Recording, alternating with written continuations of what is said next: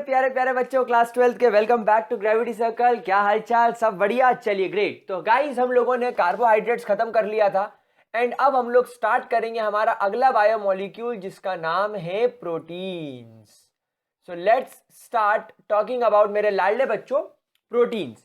Now देखो, protein जो word है ना मेरे प्यारे बच्चों, ये ग्रीक वर्ड है। It is obtained from a Greek word. ये ग्रीक वर्ड से आप लोगों को मिला है और इस ग्रीक वर्ड को ग्रीक लैंग्वेज में प्रोटियस बोला जाता था। Greek word Proteus, Proteus. And Proteus का मतलब होता है प्राइमरी और ऑफ प्राइमरी इंपॉर्टेंस, यानी जो आपके लिए प्राइमरी लेवल पर इंपॉर्टेंट हो, जिसकी रिक्वायरमेंट बॉडी में सबसे ज्यादा हो, जो आपको जिंदा रखने के लिए सबसे ज्यादा जरूरी हो, वो कहलाता है प्रोटियस। और इसी से हमें वर्ड मिला है प्रोटीन। क्या बात समझ में आ गई? So protein basically is present everywhere. It is present everywhere in a body. किसी भी एक ऑर्गेनिज्म की बॉडी में आपको ये ऑलमोस्ट हर जगह दिखाई देता है, हर जगह दिखाई देता है। मतलब कि it is the basic fundamental, it is a basic fundamental biomolecule, it is a basic fundamental biomolecule for the formation of a body, for the formation of a body. एक बॉडी के फॉर्मेशन के लिए, for the formation of a body, एक body के formation के लिए, एक body के डेवलपमेंट के लिए, एक बॉडी के रिपेयरिंग के लिए, एक बॉडी के डेवलपमेंट के लिए, एक बॉडी के मेंटेनेंस के लिए प्रोटीन की रिक्वायरमेंट होती है। ना सिर्फ बॉडी को बनाने के लिए, बल्कि बॉडी को रिपेयर करने के लिए, डेवलप करने के लिए और बॉडी के मेंटेनेंस के लिए प्रोटीन की जरूरत होती है। देखो बेटा, एक बात बता दूं, मेरी पूरी बॉडी प्रोटीन से बनी है, आपकी पूरी बॉडी प्रोटीन से बनी है। ये बाल देख रहे हो, प्रोटीन है। नाखून देख रहे हो, प्रोटीन है। मेरी बॉडी में मसल्स देख रहे हो, प्रोटीन है। मेरी बॉडी में जो ऑर्गन्स होते हैं उसका भी एक पार्ट प्रोटीन का होता है। तो बेसिकली जो प्रोटीन होता है ना, वो आपकी बॉडी का बिल्डिंग मटेरियल होता है। आपकी बॉडी की जो नींव बनाता है वो प्रोटीन बनाता है। ठीक है? आपने देखा भी होगा ना, वो लोग जो जिम वगैरह जाते हैं और वो बोलते हैं ना हम प्रोटीन ले रहे हैं, जिम इंस्ट्रक्टर बोलता है आप प्रोटीन सप्लीमेंट लो। क्यों? जैसे मान लो मैं एक्सरसाइज करूंगा तो मेरे मसल्स टाइट हो जाएंगे, मेरे मसल्स कड़क हो जाएंगे, मेरी बॉडी में शेप आ जाएगा। लेकिन अगर मुझे बल्क बनाना है, मतलब अगर मुझे ऐसा वो फ्लाइंग बीस्ट जैसी बॉडी बनानी है, तो ऐसा मोटी अगर बॉडी बनानी है, तो मोटी बॉडी बनाने के लिए मुझे प्रोटीन सप्लीमेंट्स लेने पड़ेंगे। एक्चुअली प्रोटीन तुम्हारी बॉडी में जाएगा, मसल्स को डेवलप करेगा, मसल्स की ग्रो करेगा और फिर उसका तुम्हारी बॉडी एकदम चौड़ी हो जाएगी। समझ में आ रही बात? तो जो लोग प्रोटीन सप्लीमेंट लेते हैं उनकी बॉडी ग्रो कर जाती है, उनकी बॉडी में एकदम ग्रोथ हो जाती है। क्या बात समझ में आ रही है? कोई दिक्कत? अच्छा, यू नेचुरली आपको ये कहां कहां से मिल सकता है? So protein can be obtain from, proteins can be obtained from, देखो सबसे ज्यादा प्रोटीन तो नॉनवेज के अंदर होता है। आप अगर वेजिटेरियन खाने में सोचो तो वेजिटेरियन खाने में उतना प्रोटीन नहीं मिल पाता, इसीलिए जो नॉनवेज खाते हैं उन लोगों को प्रोटीन ज्यादा अच्छे से मिल जाता है, जैसे कि from egg, meat, fish, flesh, इनमें तो होता ही है। अगर हम वेजिटेरियन खाने की बात करें तो कुछ सीरियल्स, आपकी दाल यानी कि पल्सेस, और आपके जो पीनट्स होते हैं, इनमें आपको प्रोटीन अच्छी मात्रा में दिखाई देता है। क्या बात समझ में आ गई?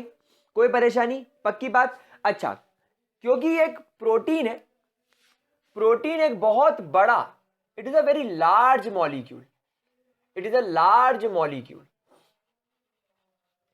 एंड लार्ज मॉलिक्यूल का मतलब है कि एक पॉलीमर है। Basically it is a polymer, it is basically polymeric structure. मतलब कि जो एक प्रोटीन होता है ना, ये प्रोटीन बहुत सारे छोटे छोटे छोटे छोटे मॉलिक्यूल से मिलकर बना होता है। जैसे आपको मैंने पॉलीसेकेराइड सिखाया था, सेल्यूलोज, स्टार्च, है ना, आपका ग्लाइकोजन, ये सब छोटे छोटे मॉलिक्यूल्स ग्लूकोज के मॉलिक्यूल्स को जोड़कर बड़ा मॉलिक्यूल बनाता है। ठीक उसी तरह आपका प्रोटीन भी एक पॉलीमरिक स्ट्रक्चर है, that is it is made up of several smaller molecules of amino acids. यानी कि अगर आपसे कोई पूछे कि प्रोटीन किससे बना है, तो आप बोलेंगे प्रोटीन बना है हमारे अमाइनो एसिड से। यानी ढेर सारे छोटे छोटे छोटे छोटे अमाइनो एसिड्स जुड़कर आपका एक बड़ा सा प्रोटीन मॉलिक्यूल आपको बनाकर देते हैं। क्या ये बात समझ में आ गई? कोई दिक्कत, कोई भी परेशानी? ठीक है। अच्छा, हम लोग जो प्रोटीन पढ़ेंगे या हम लोग जो अमाइनो एसिड की स्टडी करेंगे वो अल्फा अमाइनो एसिड की करेंगे। चलो पहले इतना नोट करो, फिर मैं आपको आगे बढ़ाता हूं। पहले इतना नोट करो, ठीक है। चलिए, तो इतना पढ़ने के बाद हम हमारे अमाइनो एसिड्स की तरफ चलते हैं, क्योंकि भैया अल्टीमेटली आपका जो प्रोटीन बना है वो अमाइनो एसिड से बना है। तो प्रोटीन की स्टडी करने से कोई मतलब नहीं है, स्टडी करो अमाइनो एसिड की। मतलब जो मेजर चीज है जिससे आपका प्रोटीन बन रहा है, हम उसकी स्टडी करें ना। तो let's start talking about your amino acids. चलिए, अमाइनो एसिड्स की हम लोग यहां पर बात करते हैं। तो बच्चा लोग, वैसे तो amino acids can be classified as amino acid can be of following types, can be of following types, that is alpha, beta, gamma, delta, etc. ये बहुत सारे टाइप के आपके होते हैं। लेकिन एक बात बता दूं कि दिस अल्फा अमाइनो एसिड्स, आपके जो अल्फा अमाइनो एसिड्स होते हैं ना मेरे प्यारे बच्चों, this alpha amino acids are primarily obtained या are primarily obtained upon hydrolysis of a protein, upon hydrolysis of protein। आपके प्रोटीन के हाइड्रोलिसिस करने पर, हाइड्रोलिसिस का मतलब जानते हैं, जैसे अपन ने वो स्टार्च को हाइड्रोलाइज किया था तो हमको शुगर मिली थी, सुक्रोज को हाइड्रोलाइज किया तो हमको ग्लूकोज मिला था, फ्रुक्टोज मिला था। तो हाइड्रोलिसिस मतलब तोड़ना। तो जब आप किसी भी प्रोटीन का हाइड्रोलिसिस करोगे तो आपको जो सबसे ज्यादा मात्रा में जो अमाइनो एसिड मिलता है, या जो आपको सबसे ज्यादा इंपॉर्टेंट जो आपके लिए अमाइनो एसिड होता है, वो अल्फा अमाइनो एसिड होता है। देयरफॉर हम इसकी स्टडी करेंगे। Alpha, beta and gamma are not studied much, इनकी हम लोग ज्यादा स्टडी नहीं करेंगे, ठीक है। तो वैसे तो अमाइनो एसिड्स बहुत सारे टाइप के हो सकते हैं, अल्फा, बीटा, गामा, डेल्टा, लेकिन हम किसकी स्टडी करेंगे? हम सिर्फ अल्फा अमाइनो एसिड की स्टडी करेंगे, ठीक है। स्क्रीनशॉट ले लिया इसका? चलिए, ग्रेट।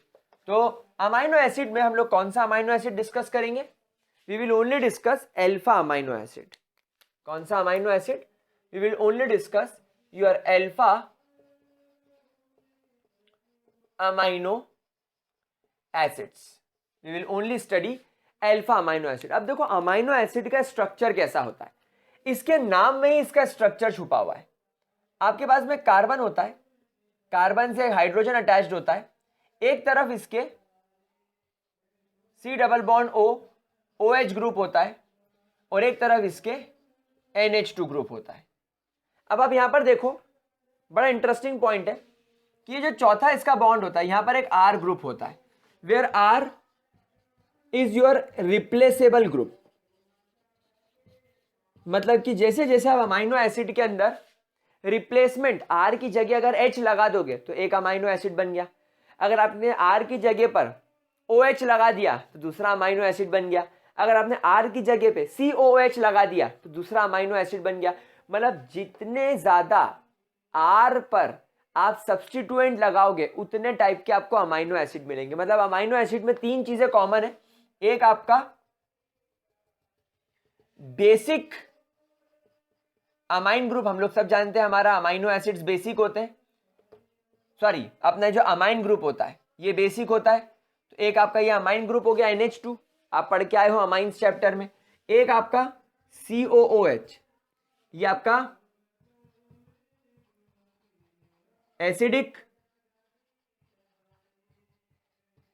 कार्बोक्सिलिक ग्रुप, तो ये तुम्हारा कार्बोक्सिलिक ग्रुप हो गया। तो इसीलिए इसका नाम क्या पड़ा, अमाइनो एसिड, यानी अमाइनो आया अमाइन से, यानी इसमें अमाइन भी है, और एसिड आया कार्बोक्सिलिक ग्रुप से, मतलब इसके अंदर एसिड भी है। तो ये तुम्हारे अमाइनो एसिड का बेसिक स्ट्रक्चर होता है, जिसमें आर की जगह पर आप लोग अलग अलग चीज रख सकते हो।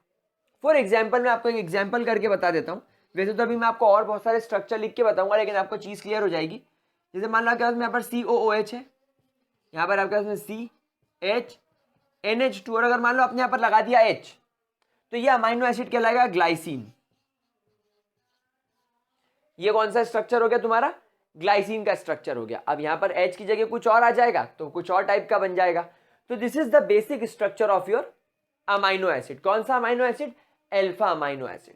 तो इसका नाम अमाइनो एसिड क्यों पड़ा, क्योंकि इसमें एक अमाइन ग्रुप है, एक कार्बोक्सिलिक ग्रुप है। क्या चीज क्लियर हो गई, चलो पहले इतना नोट कर लो, फिर अब एक एक करके हम लोग क्या करते हैं, हमारे अमाइनो एसिड्स को क्लासिफाई करते हैं। पहले अमाइनो एसिड्स का क्लासिफिकेशन देख लेते हैं, फिर मैं आपको अमाइनो एसिड की एक टेबल लिखवा दूंगा जिसमें इंपॉर्टेंट अमाइनो एसिड्स कौन कौन से जो हमको एग्जाम लेवल पे इंपॉर्टेंट है उसकी बात कर लेंगे। इसको नोट कर लो पहले,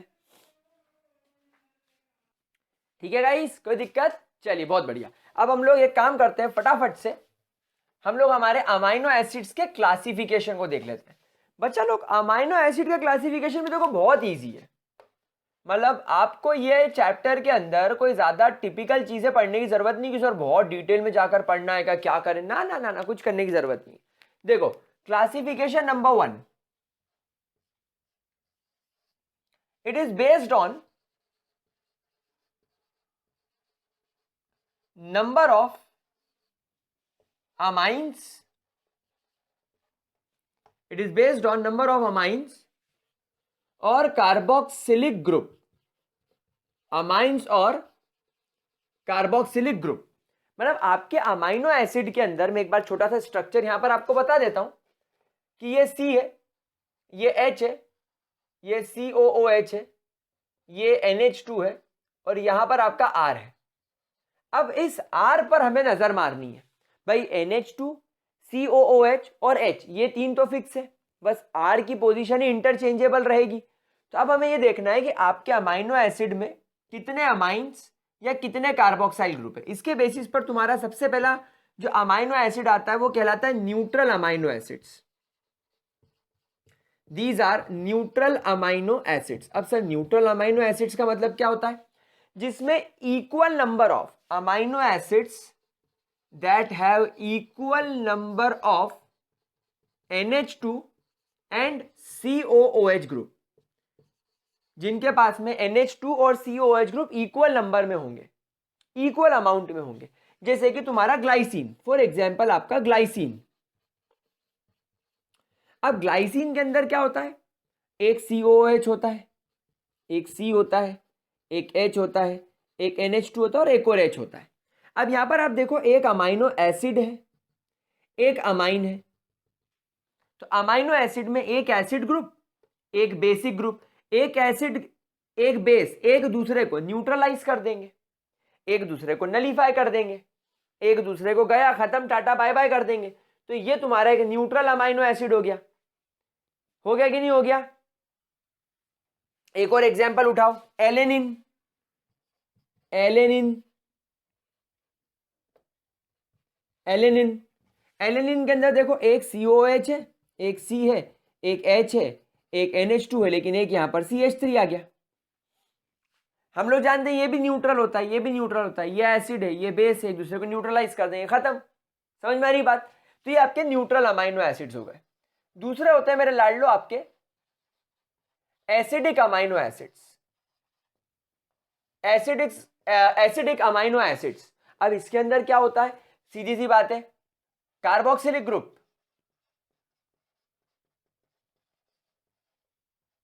और एसिडिक ग्रुप, कार्बोक्सिलिक ग्रुप और acidic group are more are more than your basic groups.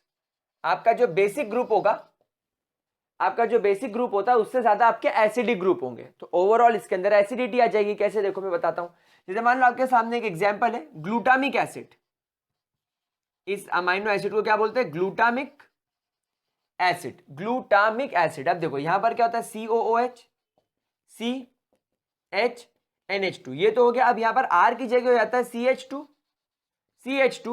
COOH। तो अब यहां पर देखो ये भी एसिडिक ग्रुप, ये भी एसिडिक ग्रुप, लेकिन बेसिक के नाम पे तो एक ही ग्रुप है। तो आपका जो ग्लूटामिक एसिड है इसमें एक COOH ग्रुप ज्यादा हो जाने की वजह से ये एसिडिक हो जाता है। एक और एग्जांपल उठाते हैं, aspartic acid. Aspartic acid, aspartic acid में क्या होता है? COH CHNH2 CH2COH। इसके अंदर भी आप देखो एक COH इधर एसिडिक ग्रुप, एक एसिडिक ग्रुप, ये दो एसिडिक ग्रुप है, लेकिन न्यूट्रलाइज करने के लिए एक ही बेसिक ग्रुप है। तो ये हो जाएगा आपका कौन सा एसिड? Aspartic acid. और ये एस्पार्टिक एसिड के नाम में ही एसिड होने का मतलब ये है, जैसे देखो इसको मैंने ग्लाइसिन बोला, इसको मैंने एलिनिन बोला, लेकिन इनके नाम में, अमाइनो एसिड के नाम में ही एसिड है, तो ये आपके एसिडिक हो जाएंगे। नोट कर लो इसको, ठीक है। अच्छा, तीसरा दिखा देता हूं आप लोगों को मैं। एक ही हो गया। अच्छा, तीसरा अपन यहां लिख देते हैं, that is your basic amino acid. Basic amino acid, यहां पर सीधी सी बात क्या होगा? बेसिक ग्रुप ज्यादा होंगे, basic group will be more then basic group will be more than acidic group। Acidic group के मुकाबले आपके बेसिक ग्रुप यहां पर ज्यादा होंगे। अच्छा, कुछ रब करना पड़ेगा, पहले जरा इतना स्क्रीनशॉट ले लो, पहले जरा स्क्रीनशॉट ले लो अच्छे से, इसको यहां पर इसके स्ट्रक्चर ड्रॉ कर लेंगे। स्क्रीनशॉट ले लो।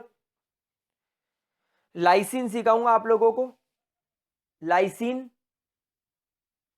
और आर्जिनिन, ये वाला रब कर दूं। चलिए बनाएंगे सबसे पहले lysine. Example is your lysine.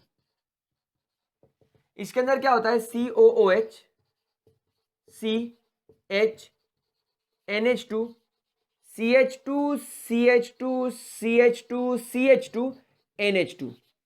तो यहां पर तुम्हारा ये NH2 ग्रुप आ गया। देखो ये भी बेसिक ग्रुप, ये भी बेसिक ग्रुप, ये एसिडिक ग्रुप। एक एसिड एक बेस को न्यूट्रलाइज कर देगा, लेकिन एक बेसिक ग्रुप एक्स्ट्रा होने की वजह से ये तुम्हारा लाइसिन कैसा हो गया? बेसिक हो गया। It will be your basic amino acid.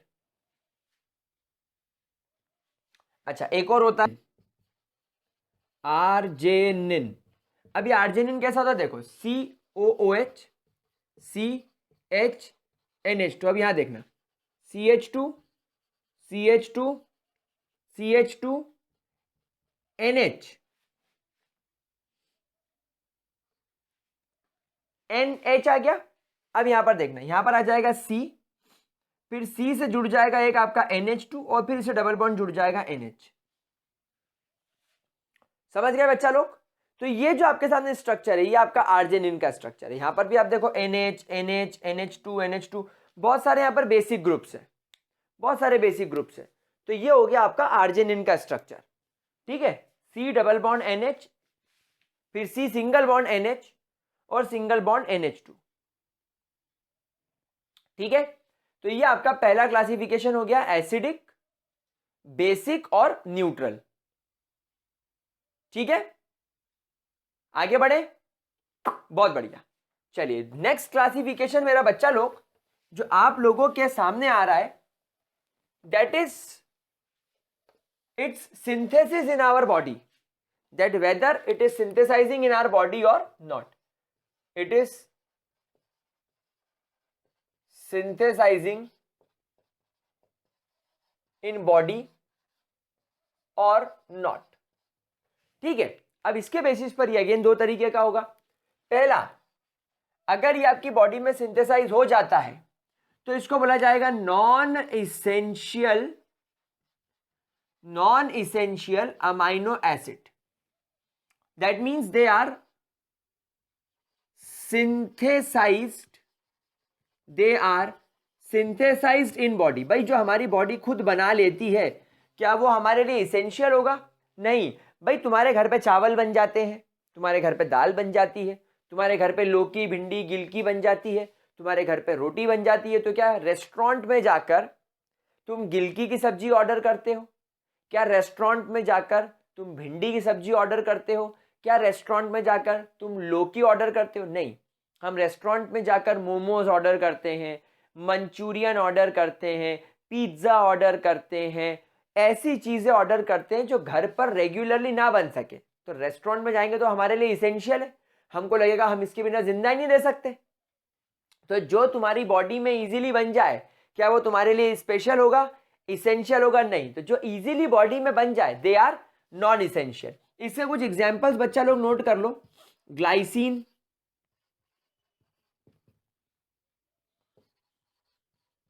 Lysine, glutamic acid, aspartic acid, ये कुछ ऐसे आपके अमाइनो एसिड्स होते हैं जो आपकी बॉडी के अंदर, जिसको बोलना चाहिए इजीली बन जाते हैं और कोई प्रॉब्लम नहीं होती इसको। ठीक है, तो glycine, alanine, glutamic acid and aspartic acid, ये आपके नॉन इसेंशियल हो गए। अब अगर हम लोग सेकेंड वाले की बात करें तो सेकेंड वाला is your essential amino acid.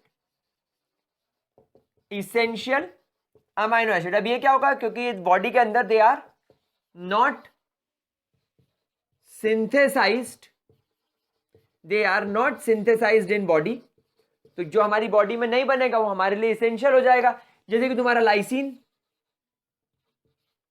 तुम्हारा वेलेनिन, ट्रिप्सिन एक्सेट्रा, ये सब आपकी बॉडी में नहीं बनते तो ये आप लोगों के लिए इसेंशियल हो जाते हैं। क्या बात समझ में आ गई? लिख लो इसको। ठीक है, मिथियोनिन भी लिख सकते हो आप, एक बहुत कॉमनली पूछा जाने वाला सवाल है मिथियोनिन। मिथियोनिन पर एक बार मैंने ऑब्जेक्टिव देखा था जेई के अंदर, तो मिथियोनिन भी आप लोग नोट कर लो। ये सब आपके इसेंशियल अमाइनो एसिड्स की कैटेगरी में आ गए। ठीक है, तो गाइज यहां पर आपका अमाइनो एसिड का जो क्लासिफिकेशन है वो खत्म हो गया। अब इसके अंदर मेरे ख्याल से आपको किसी भी तरीके का कोई भी डाउट नहीं होगा। जल्दी से इसको नोट करो, फिर मैं एक जरूरी चीज सिखाता हूं, that is your zwitterion. Zwitterion क्या होता है वो सीखते हैं, but before that please take the screenshot, ला लो। ठीक मेरे प्यारे बच्चों, यहां तक कोई दिक्कत कोई परेशानी? बढ़िया तरीके से हो गया। चलिए ग्रेट। अब थोड़ी सी बात कर लेते हैं हम लोग हमारे प्रोटीन्स में ज्वीटर आयंस की। लेकिन ज्वीटर आयन पढ़ने से पहले मैं कुछ बेसिक बातें आपको अमाइनो एसिड्स के बारे में बता दूं। तो कुछ छोटे छोटे पॉइंट्स लिख लीजिए आप लोग अमाइनो एसिड्स के बारे में। पहला point, that amino acids are crystalline solid. ये कैसे दिखते हैं आपको? एकदम क्रिस्टल जैसे, एकदम क्रिस्टलाइन होते हैं। तो सबसे पहली बात, दे आर क्रिस्टलाइन सॉलिड्स। दूसरा, दे आर वाटर सॉल्यूबल, पानी के अंदर बड़े आराम से डिसॉल्व हो जाते हैं। Crystalline solid, water soluble, high melting point होता है इनका, ऑब्वियसली इनका हाई मेल्टिंग पॉइंट होगा। They have very high melting point, इनका मेल्टिंग पॉइंट काफी ज्यादा हाई होगा। उसके अलावा जो हमारे पास में अल्फा अमाइनो एसिड्स होते हैं, और alpha amino acids are optically active. They all are optically active, मतलब ये प्लेन पोलराइज लाइट को डेक्स्ट्रो रोटेटरी और लीवो रोटेटरी, यानी कि क्लॉकवाइज और एंटी क्लॉकवाइज मोड़ने की ताकत रखते हैं। यहां पर सिर्फ एक ही एक्सेप्शनल केस है, वो है तुम्हारा ग्लाइसिन। क्यों? क्योंकि ग्लाइसिन के अंदर क्या होता है, COOH तो होता है, COOH होता है, C होता है, H होता है, NH2 होता है, और यहां पर एक और H आ जाता है। अब यहां पर क्या होना चाहिए, अल्फा अमाइनो एसिड में अगर ये कार्बन के आसपास 4 अलग अलग ग्रुप हो तो ये कायरलिटी शो करता है, लेकिन यहां पर ये कार्बन ए कायरल है, this carbon is a chiral carbon, इसलिए ये ऑप्टिकली इनएक्टिव है। बाकी आप जितने भी अमाइनो एसिड्स देखोगे, रेस्ट आप जितने भी अमाइनो एसिड देखोगे, उसमें आपको यहां पर NH2 दिखेगा, यहां पर CH और आपको यहां पर R दिखेगा, मतलब ये कार्बन कायरल कार्बन है और कायरल होने की वजह से आपको ये ऑप्टिकली एक्टिव दिखाई देते हैं। अच्छा, उसके अलावा नेचर में in nature you will find both type of conformations. आपको इसके दोनों कन्फॉर्मेशन दिखेंगे, that is D type B and L type B, यानी कि डी और एल दोनों टाइप के आपको कन्फॉर्मेशंस मिलेंगे। एंड रिमेंबर, स्टार बना के एक पॉइंट लिख लो, जो एल टाइप का आपका अमाइनो एसिड होता है, इज एबंडेंट, ये दुनिया में सबसे ज्यादा पाया जाता है। और एल टाइप को हमेशा कैसे लिखेंगे? Always remember to place the NH2 group on the left side, L type का कंफॉर्मेशन बनाने के लिए जो मैंने यहां पर बनाया है, NH2 आपने लेफ्ट में लिख दिया, COH यहां लिख दिया और यहां पर आ गया R, ये तुम्हारा एल कंफॉर्मेशन हो गया, ये तुम्हारा एल टाइप का अमाइनो एसिड हो गया। क्या ये बेसिक पॉइंट समझ में आ गए? भाई इसमें कुछ भी याद करने वाली या डिस्कस करने वाली बात नहीं है, ये सब हम लोग बड़े अच्छे तरीके से, बड़े बेहतरीन तरीके से पढ़ सकते हैं, पढ़ चुके हैं इनफैक्ट। तो अब आप देखो कि आपने केमिस्ट्री में इतना पढ़ लिया है कि ऑप्टिकल एक्टिविटी, ये ए कायरल कार्बन, डी और एल टाइप का कंफॉर्मेशन सब आपको आ ही गया है, ठीक है ना। तो अब मेरे ख्याल से इसके अंदर किसी भी तरीके की कोई दिक्कत नहीं बची है। फटाफट से इसका स्क्रीनशॉट ले लीजिए और मैं आपको करा देता हूं आपके ज्विटर आयंस। ले लिया स्क्रीनशॉट? चलिए, बहुत बढ़िया। अब आप देखो, आपके अमाइनो एसिड के अंदर अमाइन ग्रुप भी है और आपके अमाइनो एसिड के अंदर कार्बोक्सिलिक ग्रुप भी है, लेकिन दोनों ग्रुप होने के बावजूद भी आपका अमाइनो एसिड सॉल्ट की तरह बिहेव करता है। तो यहां पर स्टार बनाकर एक पॉइंट लिखेंगे, that your amino acid have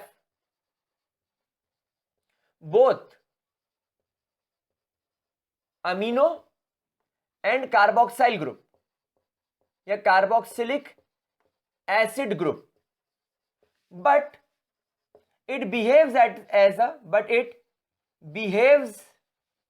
as a dipolar salt and is amphoteric in nature. मतलब समझ रहे हो, इसका नेचर एम्फोटेरिक हो जाता है अमाइनो एसिड का। मतलब एम्फोटेरिक का मतलब वक्त आने पर ये एसिड के साथ भी बिहेव कर लेगा, वक्त आने पर ये बेस के साथ भी बिहेव कर लेगा।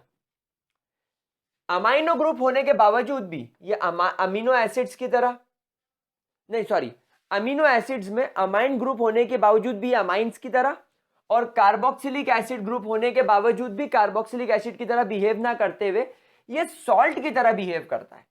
तो इसके पीछे क्या रीजन है? इसके पीछे रीजन है बिकॉज इट फॉर्म्स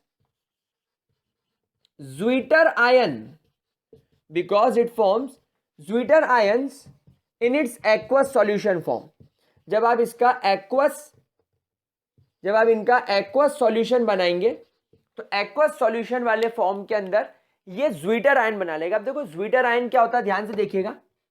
ये तुम्हारा नाइट्रोजन के ऊपर एक लोन पेयर, 2 हाइड्रोजन, ये तुम्हारा कार्बन, ये तुम्हारा H, ये तुम्हारा R, ये तुम्हारा C डबल बॉन्ड O और OH। अब आप लोग सब जानते हो, बीइंग एसिडिक इन नेचर 1 2 3 4, ये अपना लोन पेयर विड्रॉ कर लेगा। लोन पेयर नहीं मतलब हाइड्रोजन से ये इलेक्ट्रॉन पेयर विड्रॉ करके हाइड्रोजन को बाहर फेंक देगा।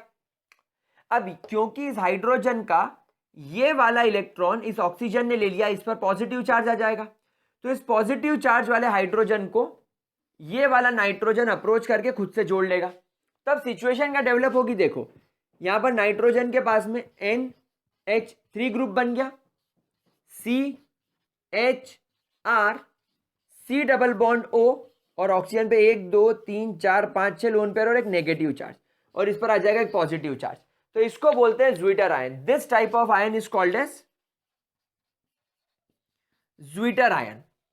समझ में आ रही बात आपको? ये डायपोलर हो गया, मतलब इसके एक एंड पर पॉजिटिव एक एंड पर नेगेटिव हो गया, और इसी वजह से ये एम्फोटेरिक नेचर का बिहेव करेगा, क्योंकि अगर ये एसिड है तो ये हाइड्रोजन डोनेट करेगा, और अगर ये बेस है तो ये हाइड्रोजन एक्सेप्ट करेगा, या ये एसिड है तो हाइड्रोजन छोड़ेगा, और बेस है तो हाइड्रोजन एक्सेप्ट करेगा। दोनों ही केसेस में, नॉर्मल केस में भी और ज्विटर आयन के केस में भी, ये एसिड और बेस की तरह दोनों की तरह बिहेव कर सकता है। तो इस तरीके के आयन्स को क्या बोलते हैं? Zwitter ion. तो व्हाट इज ज्विटर आयन? तो आप ज्विटर आयन को डिफाइन कर सकते हैं, इन सच ions the NH2 group accepts the proton released by your COOH group. तो जो आयन बनेगा, that ion will be called as your zwitter ion, that ion is called as zwitter ion. क्या चीज clear हो गई? चलिए बहुत बढ़िया। तो गाइज यहां पर आप लोगों का प्रोटीन का मैंने बेसिक पार्ट कंप्लीट करा दिया। अब कल की क्लास में बस स्ट्रक्चर ऑफ प्रोटीन और डीनेचरेशन ऑफ प्रोटीन कंप्लीट करेंगे। प्रोटीन खत्म करने के बाद आपके सिलेबस में से एंजाइम्स और विटामिन हट चुका है और न्यूक्लिक एसिड बचा है। तो अगले क्लास में हम ये कंप्लीट कर लेंगे आपका क्या? प्रोटीन्स, और उसके अगली क्लास में हम न्यूक्लिक एसिड्स कंप्लीट करने की कोशिश करेंगे। मतलब 2 से 3 लेक्चर में बायोमोलिक्यूल्स खत्म हो जाएगा। Most probably next week mid तक, जैसे मैंने आपसे प्रॉमिस किया था 15-16 तारीख तक, 17 तारीख तक हम इस चैप्टर को कंप्लीट कर लेंगे। तो that's all, bye bye, have a great day प्यारे बच्चों।